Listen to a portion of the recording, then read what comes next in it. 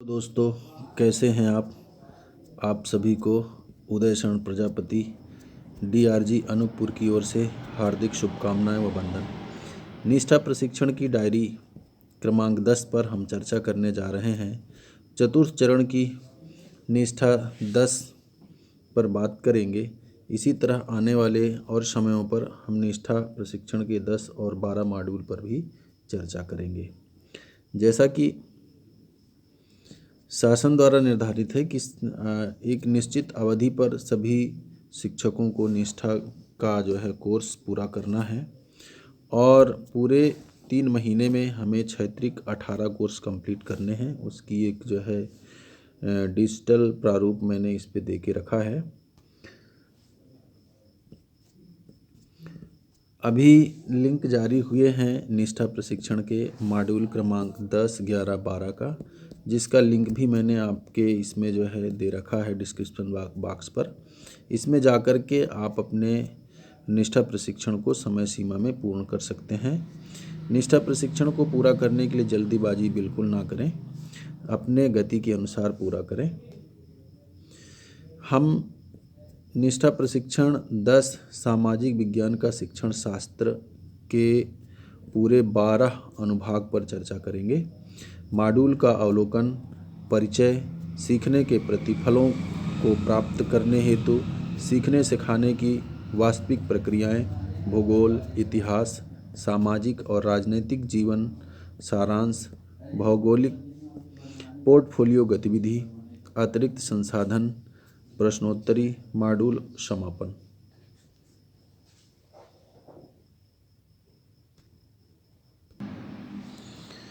तो आइए मॉड्यूल 10 का मॉड्यूल अवलोकन। इसमें 3 बिंदुओं पर चर्चा करेंगे: परिचय, उद्देश्य, सामग्री की रूपरेखा। परिचय हमारे पूरे 7 चरणों से होकर के गुजर रहा है। मॉड्यूल विवरण, परिचय, मॉड्यूल की विषय वस्तु, सारांश, पोर्टफोलियो गतिविधि, अतिरिक्त संसाधन और अंत में प्रश्नोत्तरी करेंगे। इन चीज़ों को सीखने के लिए हमें 2 प्रकार की गतिविधियों की आवश्यकता पड़ती है, ऑनलाइन और ऑफलाइन। ऑफलाइन गतिविधि वह गतिविधि है जिसमें शिक्षक अपनी समझ को विकसित करने के लिए डायरी में नोट करके अपनी समझ को बढ़ाता है। ऑनलाइन गतिविधि वो है जो ब्लॉक स्पॉट पर लिंक के माध्यम से जा कर के और दिए गए सुझावों को चिंतन करते हुए अपनी समझ को शेयर करता है। इस मॉड्यूल के कुछ उद्देश्य हैं। वो उद्देश्य कुछ इस प्रकार से हैं, जिसे हम देखते हैं कि उच्च प्राथमिक स्तर पर इतिहास, भूगोल, सामाजिक और राजनीतिक जीवन के हिस्से के रूप में पेश किए गए महत्वपूर्ण विषयों का वर्णन, सीखने की वास्तविक प्रक्रियाओं के साथ सामाजिक विज्ञान के क्षेत्र में सीखने के प्रतिफलों को सूचीबद्ध करना, विभिन्न अवधारणा को समझने के लिए सामाजिक विज्ञान में गतिविधियां बनाना, शिक्षण अधिगम सामग्री के रूप में ग्लोब का उपयोग करते हुए अक्षांशों और देशांतरों को प्रदर्शित करना व समझना, हमारे अतीत को समझने के लिए विभिन्न प्रकार के स्रोतों का उदाहरण देना, विभिन्न व्यवसाय को समझने के लिए चित्र और बच्चों के चित्र बनाने में कौशल का उपयोग, अंतः विषयी मुद्दों पर चर्चा करने के लिए एक मॉक संसद का संचालन करना, यह इस मॉड्यूल का उद्देश्य है। सामग्री की रूपरेखा कुछ इस प्रकार से होगी: उच्च प्राथमिक स्तर पर सीखने के उद्देश्य, सीखने के प्रतिफल और सीखने सिखाने की वास्तविक प्रतिक्रियाएं, भूगोल की संक्षिप्त परिचय, इतिहास का संक्षिप्त परिचय, सामाजिक और राजनीतिक जीवन का संक्षिप्त परिचय।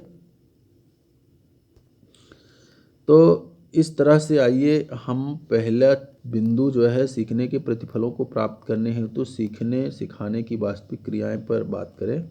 उच्च प्राथमिक स्तर पर सामाजिक विज्ञान शिक्षण के सीखने का प्रतिफल हमने संसाधित करके रखा है। इसे हम इस लिंक के माध्यम से PDF का लिंक भी दे देंगे।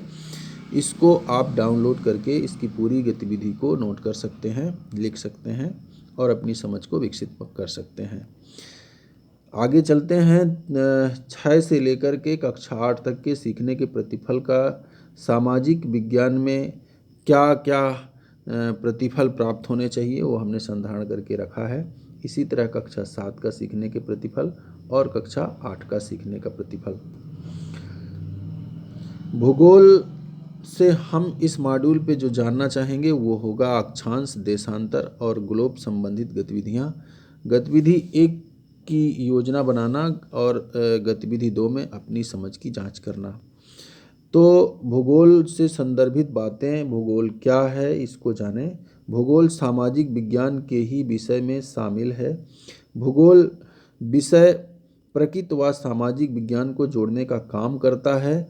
इसे ग्लोब मॉडल में हम भूगोल के अंतर्गत पृथ्वी का मॉडल के बारे में जानेंगे तथा उत्तरी ध्रुव, दक्षिणी ध्रुव, अक्षांश व देशांतर रेखाओं के बारे में बच्चों को समझ बढ़ाने की रणनीति के बारे में विस्तार से जानेंगे।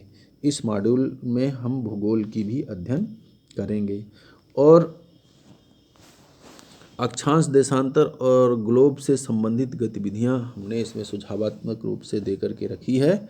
इसको आप PDF को डाउनलोड करके इसमें अपनी समझ विकसित कर सकते हैं। इतिहास पर जो हमने सीखने जा रहे हैं वो होगा इतिहास क्या है। स्रोत प्रदर्शन गतिविधि 3, गतिविधि 4 मॉड्यूल पांडुलिपियाँ, अतिरिक्त गतिविधि में मुद्रण शास्त्र इस मॉड्यूल के अंतर्गत हम सीखेंगे। इतिहास को हम तथ्यों के आधार पर जानते हैं। तथ्य 2 प्रकार के होते हैं, प्राथमिक और एवं द्वितीयक। प्राथमिक तथ्य उस समय से जुड़ा होता है जिसे हम सिक्के से बताते हैं, जिसे नुमिस्मेटिक्स कहते हैं। इन सिक्कों से उस समय की अर्थव्यवस्था के बारे में पता चलता है, राजनीतिक स्थिति और व्यापार का पता चलता है। तथा द्वितीय तथ्य हमारी साहित्य है। साहित्य भिन्न भिन्न प्रकार का होता है क्योंकि यह लेखन की अपनी सोच पर लिखा होता है। साहित्य कई प्रकार का होता है, कुछ समाज से, कुछ साहित्य से, कुछ राजनीतिक व्यवस्था से जुड़ा होता है। तो साथियों, ये था इतिहास की रूपरेखा। फिर अपन बात करते हैं स्रोत प्रदर्शन का। तो इसको भी पूरी ब्यौरा देने में समय काफ़ी लगेगा। पांडुलिपि पर हम थोड़ा चर्चा करना चाहेंगे। लेखक का एक तरफ जो है लेखक के नाम है, दूसरी तरफ उनकी रचनाएं हैं। जैसे इलांगो आइडियल की जो रचनाएं हैं वो है शिल्पाधिकारम, चंद्रवरदाई का है पृथ्वी राज चरित और बिल्हड़ का है विक्रमादित्य गार्गी। तो ये पांडुलिपियों को एक दूसरे से मिलाना है।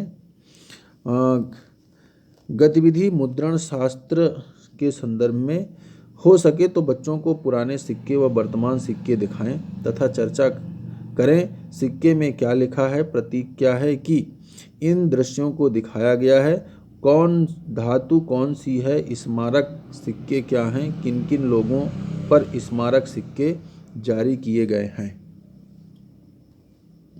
सामाजिक विज्ञान और राजनैतिक जीवन।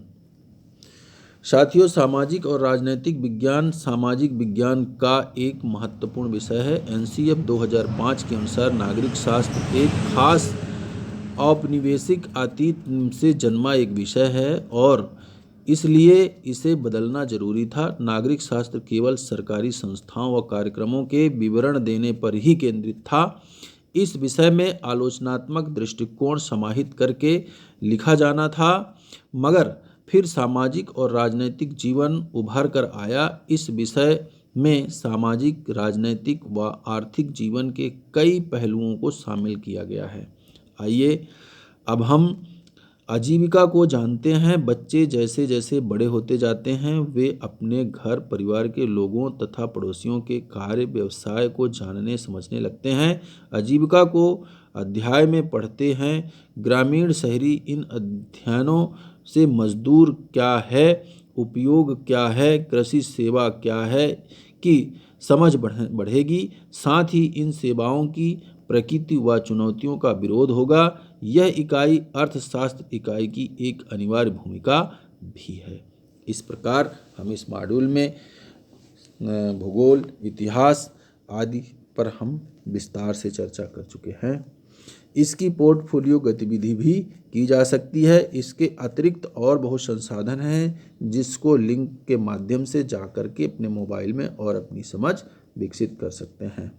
इसे अंत में हम इसकी पूरी प्रश्नोत्तरी लेकर के उपस्थित हुए हैं। इन प्रश्नोत्तरियों को ध्यान से अपन समझ विकसित करने के लिए लेते हैं। राजतंत्रात्मक शासन की प्रणाली में निर्णय लेता है और सरकार चलाता है। वो पुराने ज़माने में राजा रानी हुआ करते थे। सामाजिक विज्ञान, सामाजिक अध्ययन वर्ग में माँ सांसद का संचालन करने का मुख्य कारण क्या है? तो राजनैतिक संस्थाओं के कामकाज की कुछ समझ विकसित करना। एक ग्लोब के बारे में निम्नलिखित बयान में से कौन सा सही नहीं है? तो उसमें बहुत सारे आंसर दिए हुए हैं। उसमें सही आंसर होगा ग्लोब महाद्वीपों का सही आकार नहीं दिखाता है। साथियों, 23.5 डिग्री दक्षिणी अक्षांश के रूप में जाना जाता है। तो ग्लोब पर देखेंगे 23.5 डिग्री दक्षिणी अक्षांश पर मकर रेखा होती है। निम्नलिखित में से कौन सा कथन सही है? अक्षांश की सभी रेखाएं भूमध्य रेखा से छोटी होती हैं। साथियों, कॉलम नंबर 1 और कॉलम नंबर 2 के साथ मैच करने के लिए जो जोड़ियां निकलती है उस पर जो सही ऑप्शन होगा वो ए के लिए तीसरा नंबर, बी के लिए चौथा और सी के लिए दूसरा तथा डी के लिए पहला नंबर सही ऑप्शन मिलेगा। साथियों, साहित्य स्रोत है, इसके लिए सही आंसर होगा महाकाव्य, पुराण और स्मृति।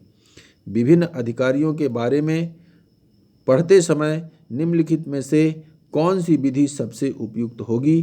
तो ड्रा, लिखें और चर्चा करें सही उपयुक्त गतिविधि दी गई है।